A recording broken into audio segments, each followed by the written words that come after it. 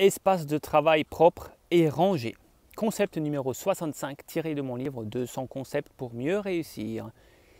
Espace de travail propre et rangé. Alors je vais m'aventurer dans ce petit chemin là, je n'y étais jamais, j'y vais avec vous pour la première fois. Donc, pour réussir, il faut avoir un espace de travail propre et rangé. Alors, je vais un peu regarder quand même où je marche. Je ne sais pas si ça tient ce truc, si je vais tomber dans la rivière, on verra. Donc, un espace propre et rangé. Pourquoi il faut un espace propre et rangé? C'est important. Parce qu'il y a une forme d'énergie qui circule dans les lieux et dans les objets. Ça, c'est la science du Feng Shui. Et je ne vais pas aller dans les détails, mais bon, le Feng Shui, c'est toute une science. Hein. Mais sans vous prendre trop la tête avec tous les détails.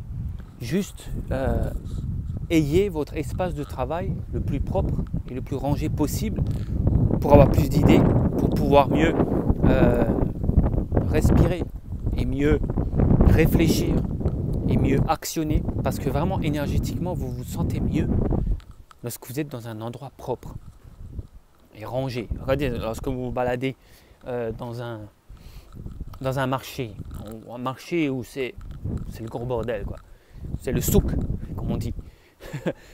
Où il y a voilà, un marché avec plein de gens, où les articles sont posés un petit peu n'importe comment sur les tables. Vous vous sentez d'une façon un peu spéciale. Quand vous allez dans un musée, vous vous sentez différemment. Quand vous marchez dans un musée, c'est calme, ou une galerie d'art, où c'est propre, où c'est bien rangé, où c'est bien exposé, vous vous sentez différemment. Vous sentez plus apaisé, vous sentez, il y a un fluide comme ça, vous êtes dans le flow, ça circule mieux en vous. Et du coup, vous pouvez mieux travailler, mieux réfléchir et prendre des décisions peut-être importantes dans des endroits calmes et propres et rangés. Donc, si vous avez un bureau ou quoi, essayez vraiment de ranger le plus possible. Ça a un impact sur le cerveau, c'est prouvé scientifiquement. Hein.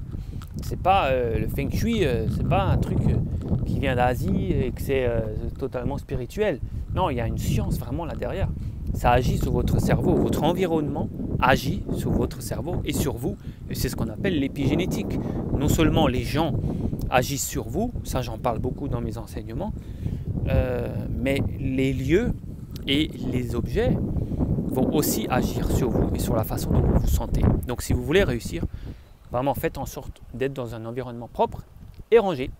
Je vous invite pour en savoir plus à inscrire votre adresse mail pour avoir la formation complète Lumière d'avenir, la voie de la réussite, 10 heures de vidéo et à lire mon livre 200 concepts pour mieux réussir.